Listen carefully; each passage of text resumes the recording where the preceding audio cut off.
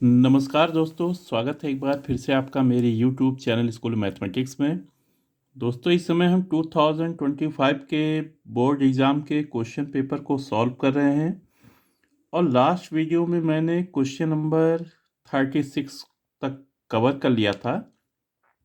तो आज की इस वीडियो में दोस्तों हम डिस्कस करेंगे क्वेश्चन नंबर 37 को। तो चलिए शुरू करते हैं। तो जैसा कि आपको स्क्रीन पे दिख रहा होगा क्वेश्चन नंबर 37। देखिए 37 में क्या रहा है यहाँ पे। कहता है कि a classroom teacher is keen to assess the learning of her students, the concept of relations taught to them। एक टीचर है जो ये जानना चाहती है कि उसके स्टूडेंट्स हैं, उनकी जो टॉपिक है रिलेशंस, उसके कॉन्सेप्ट की कितनी समझ है। She writes the following 5 relations each defined on the set A equals to 1 2 3। एक सेट ए है यहाँ पे जिसके एलिमेंट्स है 1 2 3 और इस पे ये 5 रिलेशंस डिफाइन किए गए हैं। तो उसने क्या किया कि सेट ए पर ये 5 रिलेशन बनाकर लिखा अपनी तरफ से या डिफाइन किया। अब इसमें है कि the students are asked to answer the following questions about the above relations. फिर ये जो 5 रिलेशंस हैं इस पे बेस्ड वो अपने स्टूडेंट से कुछ क्वेश्चंस पूछती है। तो एक बार मैं पहले तो सारे क्वेश्चंस को आपको दिखा दूं। तो पहला इसमें identify the relation which is reflexive transitive but not symmetric. Second है identify the relation which is reflexive and symmetric but not transitive. Third में 2 पार्ट्स हैं जिसका ए पार्ट है identify the relations which are symmetric but neither reflexive nor transitive. और इसी का option है और करके what pairs should be added to the relation R2।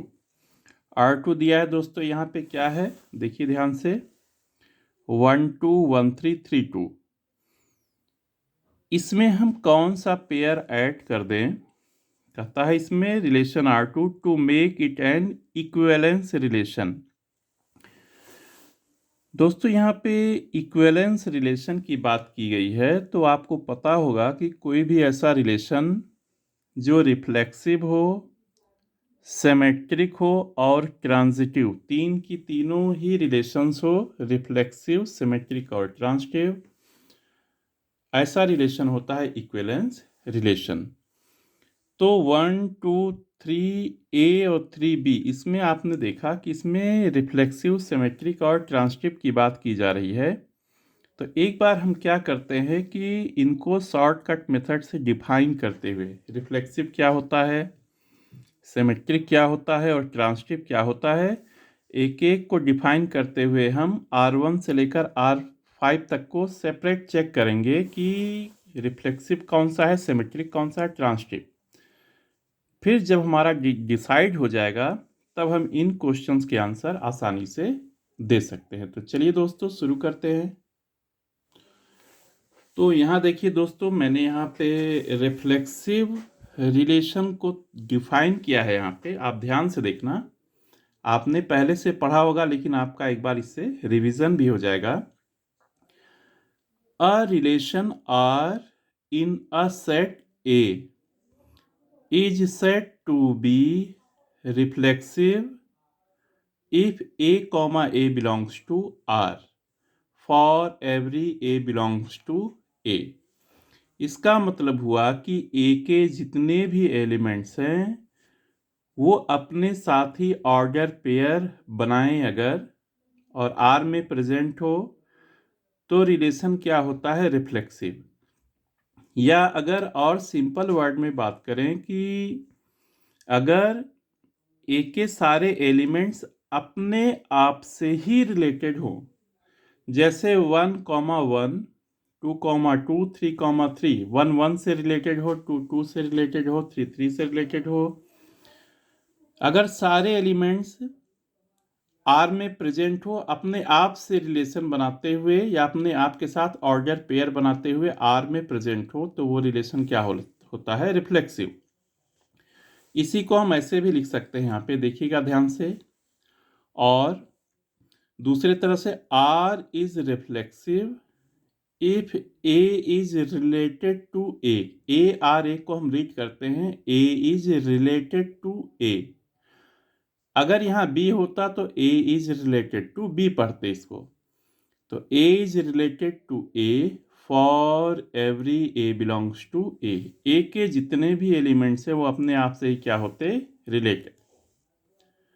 अब देखिए इसमें जैसे हमारा सेट ए दिया है, क्वेश्चन में दिया है 1, 2, 3।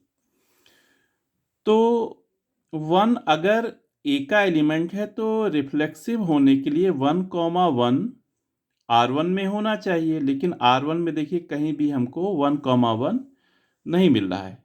आप देखिए ध्यान से 1,1 does not belong to R1। इसका मतलब हमारा R1 रिफ्लेक्सिव नहीं है। क्लियर है, R1 रिफ्लेक्सिव नहीं है।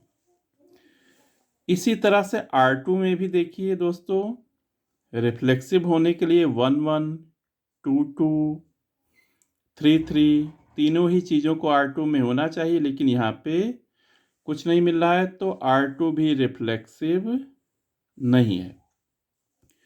अब आते हैं R3 में। R3 में 1,1 तो है लेकिन 2,2 नहीं है। क्या नहीं है, 2,2 does not belong to R3। इसका मतलब हमारा R3 भी रिफ्लेक्सिव नहीं है। अब R4 को चेक करते हैं दोस्तों। तो देखिए 1,1 है, यहाँ पे 2,2 है और 3,3 है। इसका मतलब कि ए में 3 एलिमेंट्स हैं, 1, 2, 3, और सारे ही एलिमेंट्स अपने आप से रिलेटेड हैं या ऑर्डर पेयर बना रहे हैं। तो हमारा R4 क्या है यहाँ पे, रिफ्लेक्सिव। हमने यहाँ टिक लगा दिया कि ये रिफ्लेक्सिव है। ऐसे ही अगर हम R5 को चेक करें या आप चेक कीजिए इसमें, तो देखिए 1,1 दिख रहा है हमको, 3,3 दिख रहा है, यहाँ 1,1 दिख रहा है, यहाँ 3,3 दिख रहा है और यहाँ पे 2,2। तो दोस्तों ए के सारे एलिमेंट्स R5 में भी क्या है, रिलेटेड हैं। तो R5 भी हमारा क्या है यहाँ पे, रिफ्लेक्सिव। इसका मतलब दोस्तों R4 and R5 are reflexive. तो इसी तरह से हम चलिए सिमेट्रिक और ट्रांजिटिव भी एक बार चेक करते हैं। यहाँ पे सिमेट्रिक देखिए, अब सिमेट्रिक को मैंने यहाँ पे डिफाइन कैसे किया है कि आ रिलेशन, या डिफाइन कैसे किया जाता है सिमेट्रिक रिलेशन को। A relation R in a set A is said to be symmetric if AB belongs to R implies BA belongs to R for all AB belongs to A।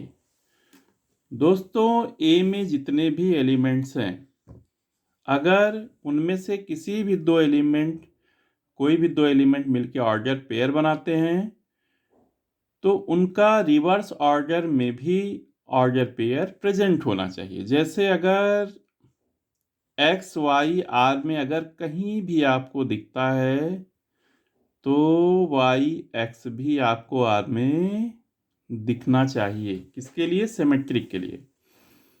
जैसे आपको 2, 3 अगर are में कहीं भी दिख गया तो 3 2 भी आपको आर में दिखना चाहिए सारे ऑर्डर पेयर के लिए। किसी ऑर्डर पेयर के लिए मिलता है और किसी ऑर्डर पेयर के लिए नहीं मिलता है अगर उसी रिलेशन में, तो वो रिलेशन सिमेट्रिक नहीं माना जाएगा। दोस्तों सारे ऑर्डर पेयर के लिए उसका रिवर्स ऑर्डर में ऑर्डर पेयर मिलना चाहिए। तो देखिए दोस्तों, फिर यहाँ पे दूसरे तरह से भी हम डिफाइन कर सकते हैं। कैसे डिफाइन कर सकते हैं? R is symmetric if A is related to B implies B is related to A। दोस्तों जैसे A B order pair R में आर का एलिमेंट है, तो इसको हम यही समझते हैं कि ए बी से रिलेटेड है। किसके रिस्पेक्ट में? आर रिलेशन के रिस्पेक्ट में। तो a is related to b implies b is related to a for all a comma b belongs to A. तो दोनों तरह से हम डिफाइन कर सकते हैं इसे। अब चलिए एक एक करके हम इसको चेक करते हैं। तो सेट हमारा दिया है 1 2 3, यानी कि इन्हीं तीनों में से दो दो लोग मिलकर ऑर्डर पेयर बनाएंगे। R1 को देखिए 2 3 है, तो पोजीशन चेंज करें तो 3 2 मिलेगा, और 3 2 है तो 2 3। तो इसका मतलब दोस्तों R1 क्या है? सिमेट्रिक है। ठीक है, हर एक ए बी के लिए हमको बी ए मिल रहा है। अब R2 में आइए। R2 में देखिए दोस्तों 1 2 तो है, लेकिन कहीं 2 1 नहीं दिख रहा है। मतलब देखिए 1 2 तो R2 में है, लेकिन 2 1 does not belong to R2। इसका मतलब R2 सिमेट्रिक नहीं है। अब आते हैं हम R3 में। देखिए 1 2 है तो 2 1 है, 2 1 है तो 1 2 है, और 1 1 का 1 1 ही हो जाएगा।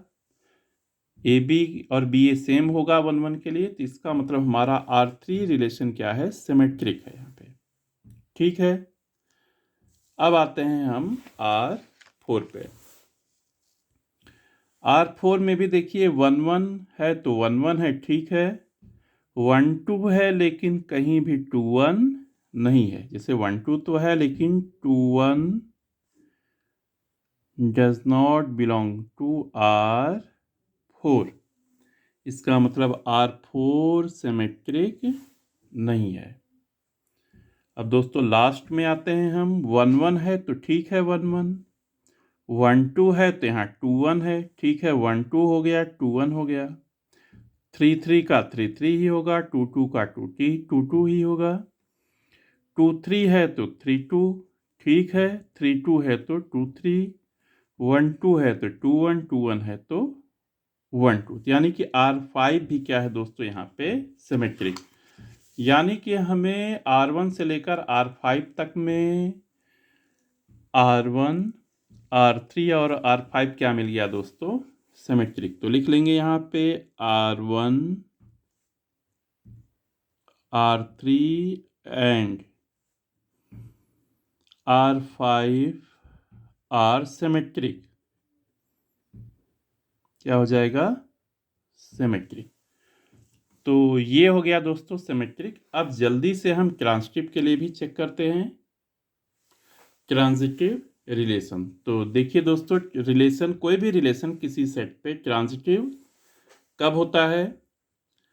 A relation R in a set A is said to be transitive if AB belongs to R and BC belongs to R implies AC belongs to R।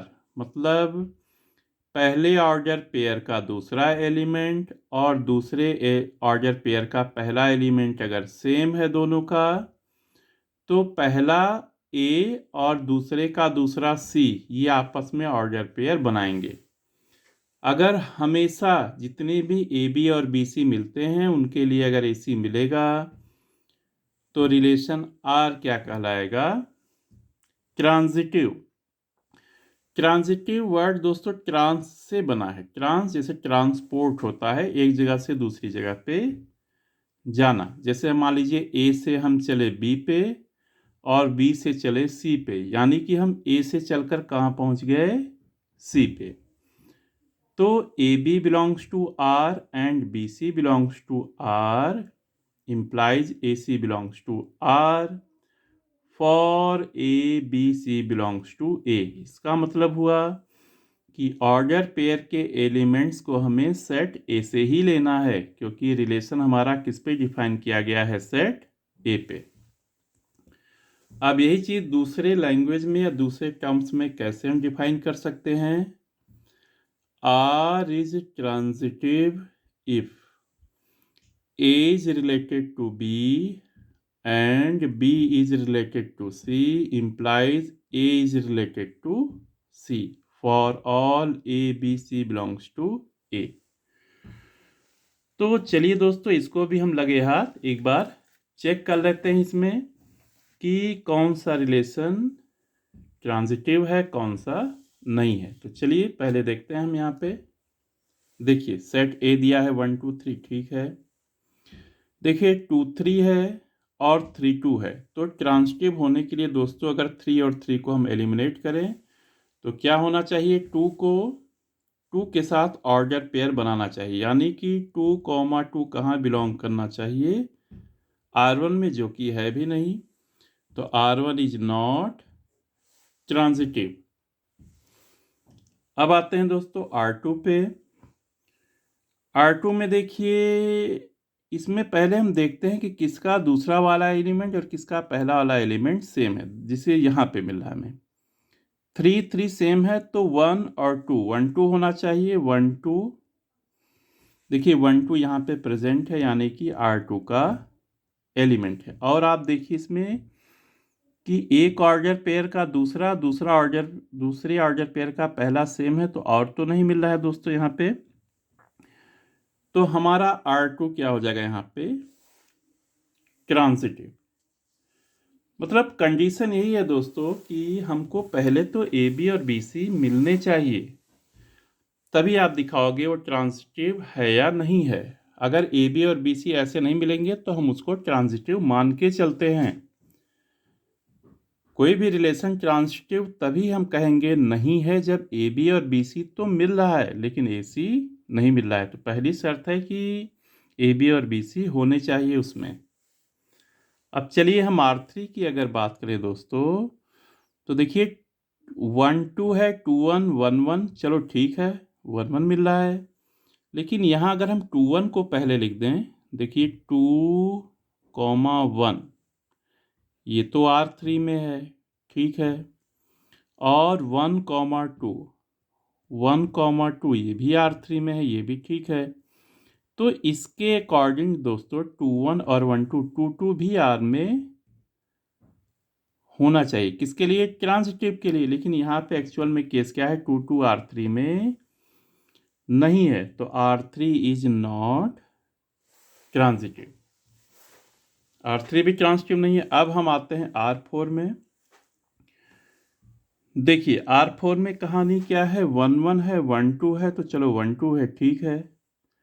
3 3 है, 1 2 है, 2 2 है, तो 1 2 है, ठीक है। और दोस्तों कोई ऐसा हमको मिल नहीं रहा है ए बी और बी सी, अगर आप ध्यान दें इसमें तो ऐसा कुछ मिल नहीं रहा है। तो ये R4 क्या है, यहाँ पे ट्रांजिटिव है।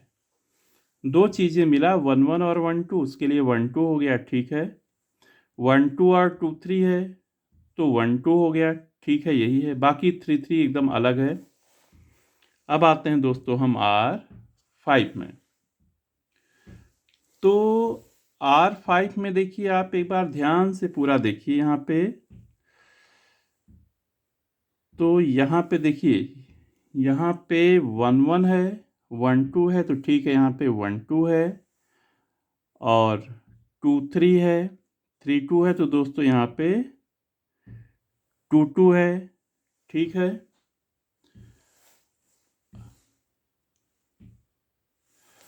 अब यहाँ पे देखिए, एक तो 3 2 दिख रहा है और एक तो 2 1 दिख रहा है। जैसे 3, 2 बिलोंग्स टू R5 और 2, 1 बिलोंग्स टू R5। तो इसके अकॉर्डिंग दोस्तों 2 और 2 हटाएं तो 3, 1 मिलता है। तो इसके अकॉर्डिंग 3, 1 बिलोंग्स टू R5।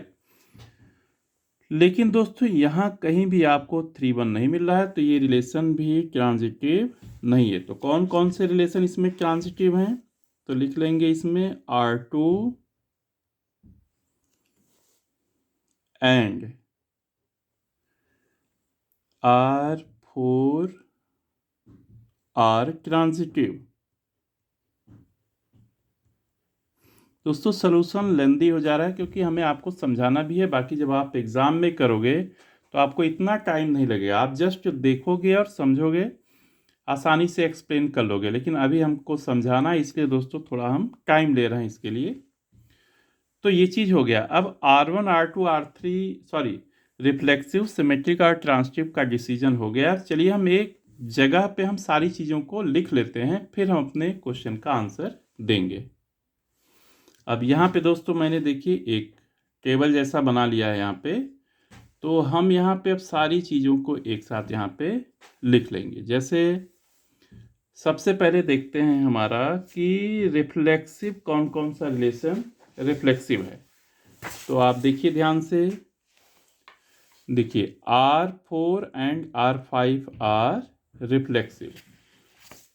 तो रिफ्लेक्सिव में हमारा हो गया दोस्तों यहाँ पे एक तो R4 हो गया, और दोस्तों एक हो जाएगा हमारा R5। क्या हो जाएगा यहाँ पे? R5। दोस्तों ना तो R3 है, ना तो R2 है, और ना तो यहाँ पे दोस्तों R1 है, ना तो R1 है। अब आता है दोस्तों यहाँ पे सिमेट्रिक के लिए। देखिए आप थोड़ा सिमेट्रिक पे कौन कौन सा रिलेशन यहाँ पे सिमेट्रिक है। तो हमने लिखा है यहाँ पे, देखिए R1, R3 and R5 are symmetric. इसका मतलब R1 हो गया सिमेट्रिक, ठीक है। R1, R2 नहीं है,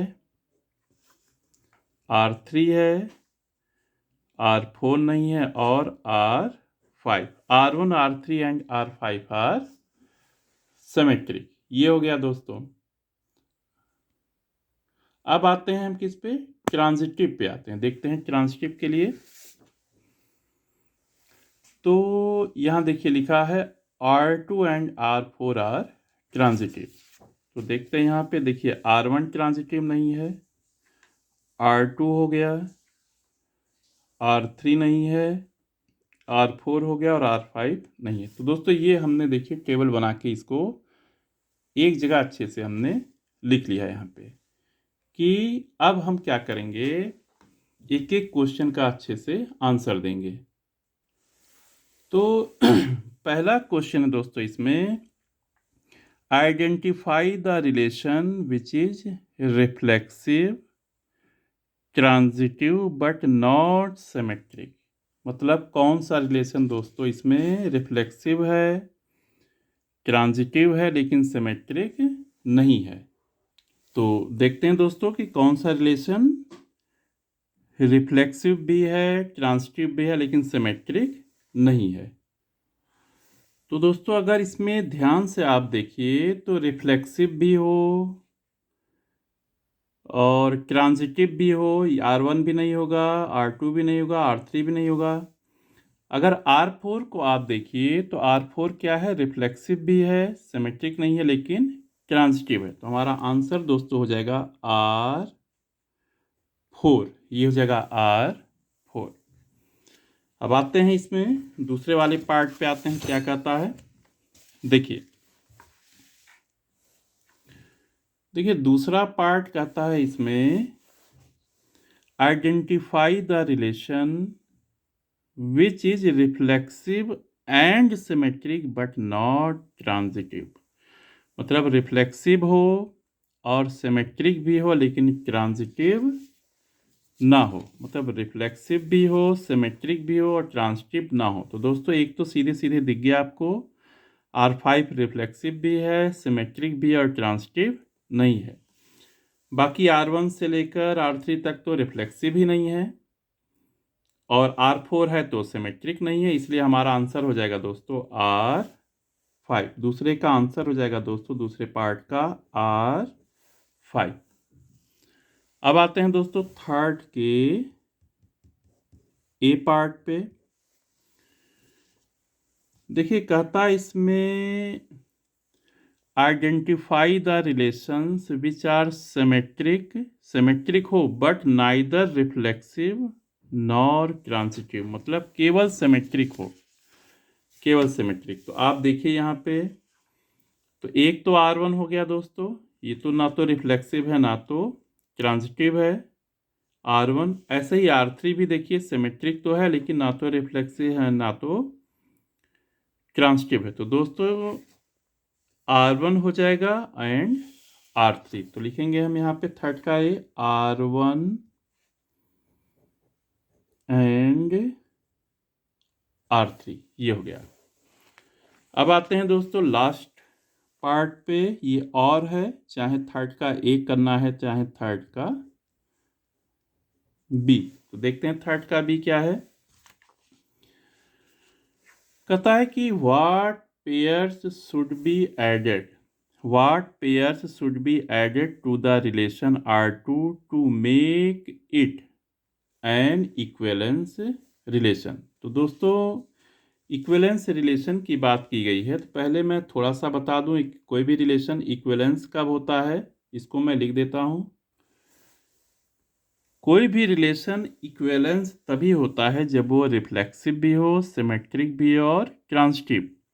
तो इसमें R2 को कह रहा है, R2 को इक्विवेलेंस रिलेशन बनाने के लिए, तो एक बार दोस्तों मैं R2 को लिख लेता हूं। R2 इसमें दिया है 1 2 1 3 और 3,2। इसमें कह रहा है और हम क्या क्या ऐड कर दें कि ये क्या हो जाए, कितने ऑर्डर पेयर या कौन कौन से ऑर्डर पेयर्स हम ऐड कर दें कि ये इक्विवेलेंस हो जाए। तो सबसे पहले इक्विवेलेंस के लिए हमारा क्या होना चाहिए, रिफ्लेक्सिव। तो रिफ्लेक्सिव बनाने के लिए सबसे पहले देखिए 1 1 नहीं दिख रहा है तो चलिए 1 1 हम ऐड कर देंगे। 2 2 नहीं दिख रहा है तो 2 2 को ऐड कर देंगे और 3 3 नहीं दिख रहा है तो 3 3 को ऐड कर देंगे। इनको ऐड करने के बाद ये क्या बन जाएगा, रिफ्लेक्सिव। नेक्स्ट है सिमेट्रिक। सिमेट्रिक के लिए आपको मैंने बताया है कि जब भी ए बी हो तो बी ए बी होना चाहिए। अब जैसे यहाँ पे 1 2 है तो सीधी सी बात है 2 1 को भी ऐड कर दिया जाए। 1 3 है तो 3 1 और 3 2 है तो दोस्तों कितना हो जाएगा, 2 3। तो इनको ऐड करने के बाद दोस्तों ये सिमेट्रिक भी हो गया। कितना हो गया यहाँ पे, सिमेट्रिक। अब दोस्तों अगर इनको हम कलेक्ट कर लेंगे तो हमारे कुल टोटल 9 एलिमेंट्स मिलेंगे। और अगर दोस्तों आप बात करें, अगर ए क्रॉस ए फाइंड करें तो यहाँ भी दोस्तों टोटल 9 एलिमेंट्स ही आएंगे। इसका मतलब अगर इनको आप ऐड करोगे तो पूरा हमें ए क्रॉस ए मिल जाएगा। और जब पूरा ही ए क्रॉस ए, सबसे बड़ा सेट मिल गया हमको, सबसे बड़ा रिलेशन ए पे ए क्रॉस ए होता है, वो दोस्तों ऑलवेज इक्विवेलेंस रिलेशन होता है। मतलब रिफ्लेक्सिव भी होता है, सिमेट्रिक भी, ट्रांजिटिव। आप ट्रांजिटिव चेक कर सकते हैं इसमें, जैसे कोई भी आप यहाँ पे उठा लीजिए, कोई भी एग्जांपल ले लीजिए यहाँ पे। जैसे यहाँ पे आप ले सकते हैं 1 2 है, 2 3 है, तो 1 3 है वो यहाँ पे प्रेजेंट है दोस्तों। यहाँ पे 1 3 है, 3 1 है तो 1 1। तो जब हमें पूरा का पूरा ए क्रॉस ए मिल गया तो अब ये इतना ऐड करने के बाद ये पूरा का पूरा क्या हो जाएगा, इक्विवेलेंस रिलेशन। तो दोस्तों हमारे आंसर में यही 6 एलिमेंट्स लिखेंगे, 1 1 2 2 3 3, 2 1 3 1 2 3। तो दोस्तों मैंने आज की इस वीडियो में क्वेश्चन नंबर 37 तक कवर कर लिया है। अब हमारा एक लास्ट क्वेश्चन बचता है, क्वेश्चन नंबर 38। वो भी आसान सा क्वेश्चन है जिसको मैं नेक्स्ट वीडियो में लेकर आऊँगा।